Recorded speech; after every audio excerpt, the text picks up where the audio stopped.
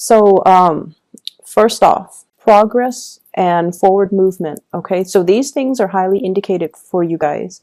We are heading into Scorpio season. So, by the way, happy birthday for those who are celebrating. I forgot to wish you guys a happy birthday last week when I did the weekly reading, so I apologize for that. Have a splendid, happy holiday season. Enjoy your Halloween for those who are celebrating in the United States. And first of all, I feel like lots of closure, lots of endings, lots of new beginnings are kind of swirling around you, okay? And basically what this means is take lessons from the past, move on forward, and, incorporate those lessons into future relationships, future work endeavors, future plans that you have going for yourself. Because everything that you've lived through, I feel like it has to happen in that specific order. And while you were going through it, it felt quite painful and you don't really understand why it's happening to you. But I feel as if there has been a major growth spurt for many of you and things are looking up. Many of you are moving forward with like new burst of energy when it comes to your professional development, okay? So I feel like this year was about taking on additional responsibilities. It forces you out of your comfort zone and it forces you to kind of like take initiative. Gone are the days where you just kind of sit back and wait for things to fall on your lap, like projects, clients, opportunities.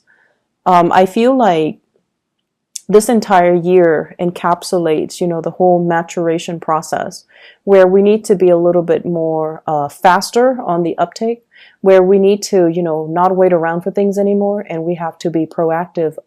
If we want to make changes, we have to kind of get out there and grab opportunities as they come in.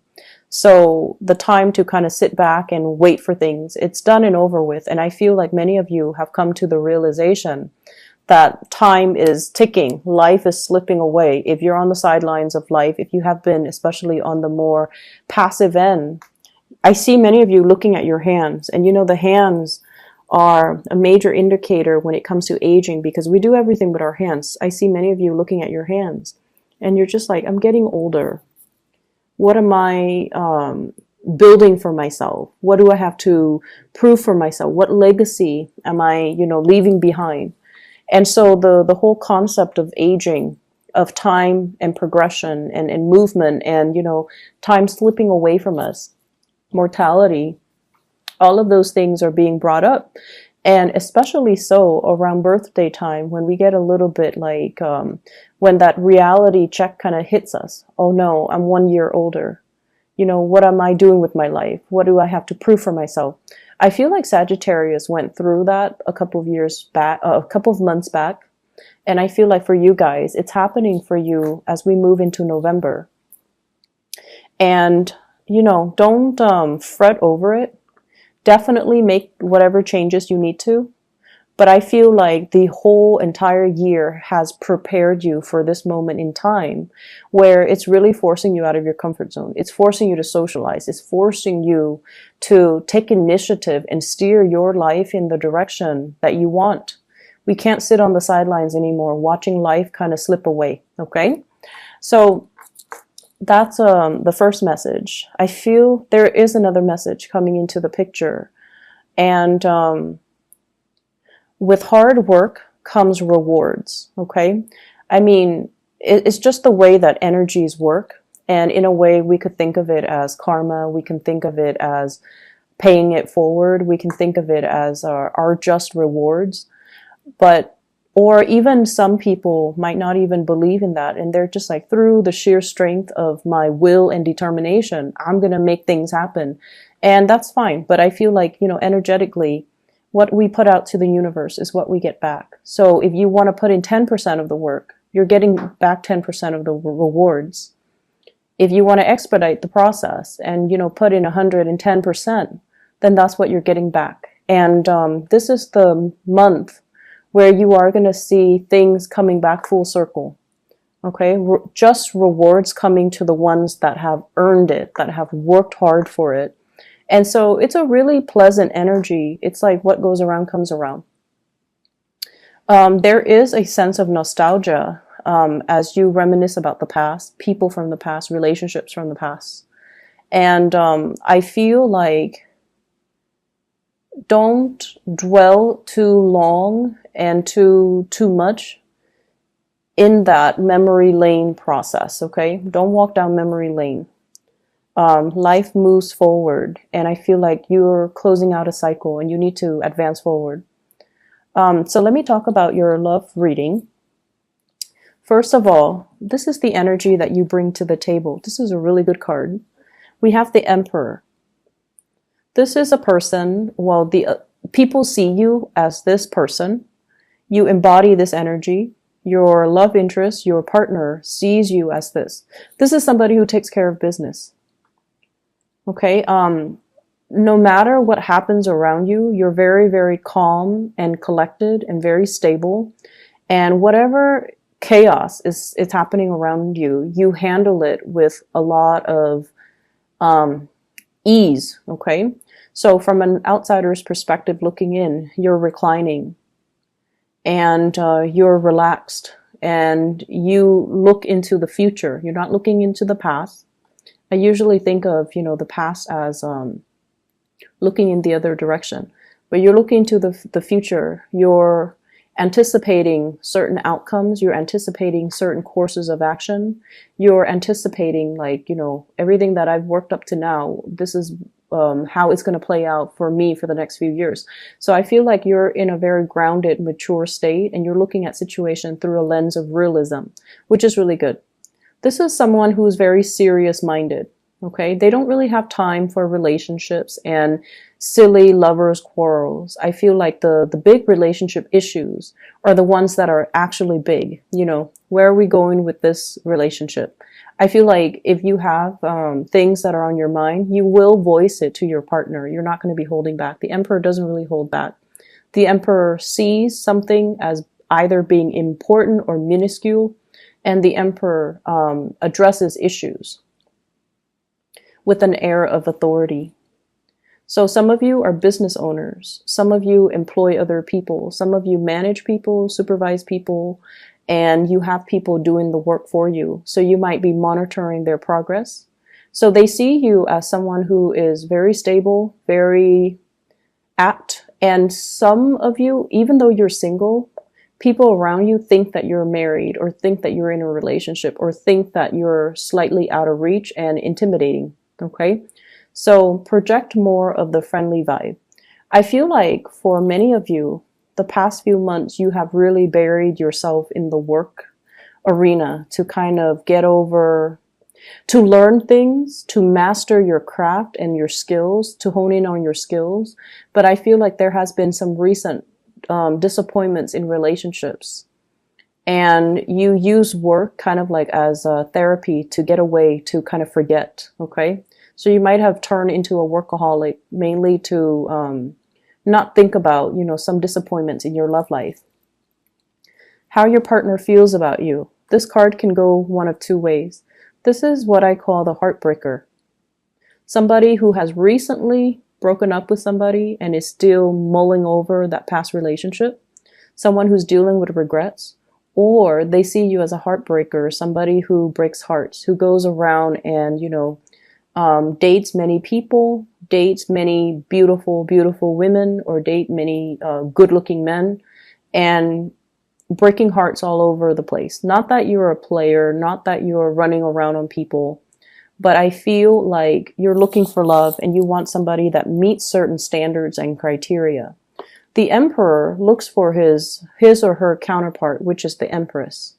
So I feel like you have high standards and certain expectations about who you want to incorporate into your household, into your dating life, and who you don't want to.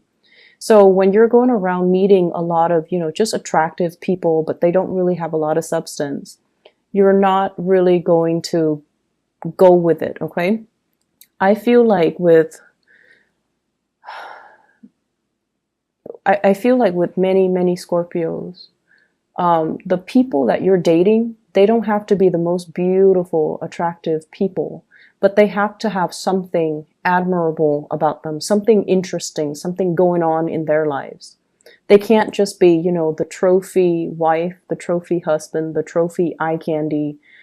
That's not going to do it for you long term, and you're aware of that too, because you want something substantial and you want a deep connection and you want somebody who's on your same level. So I feel like you guys, if it were just, you know, a fling, a one night stand, a short term relationship, it doesn't matter who you date. But if it's somebody that you take home to meet the parents, that you introduce around your friends, that you bring and incorporate into your household, that you plan a future with, you're not going to be dating somebody who's just eye candy. You have a few people that are around you that are like this, you know, a little bit more on the superficial end, wanting superficial conversations and relationships. And I see you looking at that and kind of saying no to it, giving them kind of, you know, taking a step back from them just so they don't get mixed messages, and doing you, like focusing on yourself, focusing on your work and your financial situation. But I definitely feel for many of you, you've come out of some bad relationships or some bad situations, and you're trying to get your life in order. I have the Wheel of Fortune, and this is, you know, things coming back around. So be careful about exes. The energy of exes coming into the picture, ruminating about the past, wondering about, you know, what ifs, with past energies. Okay. Lesson learned, move forward. Okay. The person that you're dealing with, this can be a partner or this can be somebody that is interested in you. And I feel there is somebody interested in you. We have here the Six of Pentacles. This person is very, very, very kind. Okay, this is a card about generosity. Somebody who thinks about other people, who does things just intuitively to make the situation better for other people. And it's somebody who has a sense of social awareness. Okay, they give to the poor, they give to the homeless, they take care of dogs at shelters, they care about the environment, they care about, you know, climate change, they care about pollution, like they care about the bigger picture and the overarching, you know, problems that plague humanity. So they have a lot of love for mankind. So this is someone who's very generous with their time, their resources, and their whatever they do, they think about other people. So you're dealing with someone who has a really, really good heart. They're making the way that you feel about them. They're making a lot of great strides in their life. This is like leaps and bounds above expectations.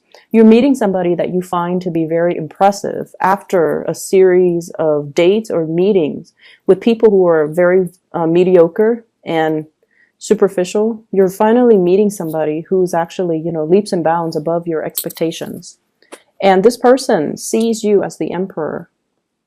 So they feel like it's a good match, but they are a little bit intimidated by you because the emperor is a little bit cold and distant.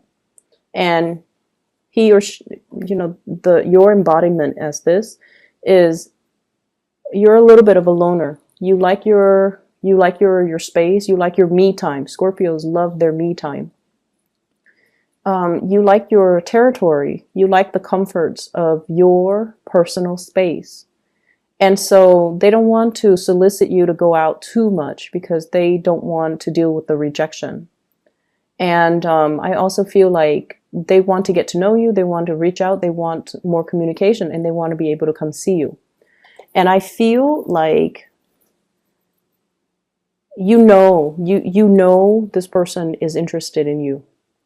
Because Scorpios, you guys just know, you read people really well. You pick up energies. You're very intuitive. Many of you are very psychic. So you get these hunches that this is a person that, you know, is your equal. And there's going to be opportunities here coming in this week for you to meet somebody amazing. And to allow the communication to start. But I feel like they're initiating the conversation. If you're interested, it's kind of like the ball's in your court to get things moving. Okay? Because once again, the emperor, he observes, he doesn't speak much, but he observes and he sees everything. So I feel like nothing is really going undetected in your world, and you know where the other person stands. They're a really, really nice person. Some of you are just at a point where you're okay with not dating, and this person is coming at you and you don't want to lead them on. Okay, so you're trying to do the right thing, which is fine. The person is very nice. It's a really kind-hearted type of a person. And so they deserve the best. They deserve, if you're not interested, they deserve to know. But I feel like it can be a really good union here. But I feel some of you are still dwelling on some things from your past, some emotional hang-up, some disappointment, and you might not be ready to date just yet. And then for others, those in relationships, your partner is heading into some major financial wave. Okay, so they're able to get a lot of achievements in the world. They're able to land good jobs. They're able to like be very financially stable. So I feel like that's going to help the relationship. In other areas of your life, what we have here is Seven of Cups. The Seven of Cups deals with ideas, dreams, fantasy, okay? Plans that are half-baked. They're still being thought out. They're not in the implementation stage just yet. They're still being thought over, being mulled over. You're still doing the blueprint. You're still trying to lay out, everything that needs to, where everything needs to go. I feel for many of you, you're looking at accounting, like QuickBooks come to mind, as well as Excel spreadsheets. You're itemizing things. And I feel for many of you, you're already preparing for tax season. So you're itemizing things, you're putting things away, you're thinking about, assets, you're thinking about liabilities, you're thinking heavily about some type of financial disclosure. So you're allocating certain funds for certain things. You're allocating, it's like budgeting, going through a budget, creating a spreadsheet for yourself so that you can figure out how much do I have to spend, or how much money can I allocate towards vacation? How much can I spend every week without going over my budget? So you're doing something along those lines where it is all about financial planning and financial accounting, like just accounting overall. So this week is, I feel like, it's not like overly busy, but it deals with some important things that you're trying to get moving in your life in a positive direction. We also have here the Two of Wands, and this is the first card that fell out. The Two of Wands usually indicates some type of travel, some type of movement, having some plans, and then bringing it out into the world. Letting the world see, letting, everyone see what you're up to, and showing the world some plans or ideas that you have kept hidden, okay? So the Two of Wands, this is the implementation. But I feel things are a little bit premature, so you might want to go back to the drawing board and to redo them and to discuss them further. And we also have the Chariot here. This is a card about great strides and success. I feel like many of you, somebody significant to you is headed into like a lot of success, okay? So it's like I see here a couple, Two of Wands, the Chariot, moving in the same direction, achieving a lot of success, moving into a space where they are both, trying to, they're both kind of like on the same level. So if one person has been rightfully employed and then the other person is underemployed, the underemployed person is finally catching up. So income levels, power dynamics in relationships are really balancing out. And then I also feel like lots of success coming into the picture for you. Clients, people calling you, emailing you, contacting you as well. Can you do this? Can you do that? So you have a lot of options, a lot of choices to choose from. Which project do I take? Which one do I do first? And you're kind of in high demand. So multiple people can come to you. Can you do this? Can you do that? Can you help me with this?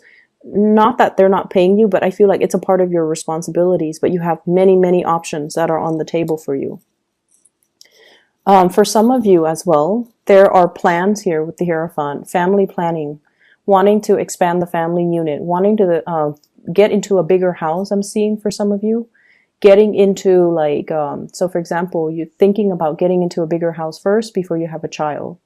I also feel as well, family planning, and that also includes you know, if mom and dad are getting older, do we move them into a retirement home, or do we take care of them? So I feel like some of you might be dealing with elderly parents, elderly grandparents, that you are having to kind of take care of, having to, they're a little bit more reliant on you, and they're going to tell you about, you know, what their plans are when it comes to retirement, or when it comes to them getting older and they're no longer as mobile and agile as they used to be. And what are the contingency plans? Like, do they want to go to a home? Do they want you to take care of them? So lots of family planning in general, estate planning too, coming into the picture. And so all these ideas, all of these plans are percolating around you. But in terms of being able to do anything about them, I still feel like your plans are being held up by other people. Okay? So it's like calling the client and then waiting for feedback, playing phone tag, and not being able to make a move, not being able to see that financial payout just yet. And so, and even if you know you're doing family planning and you're doing estate planning, you're still waiting on the final okay from the estate representative, from the grandparents, from the elderly parents, for example, and it's still being discussed. Nothing is really finalized just yet.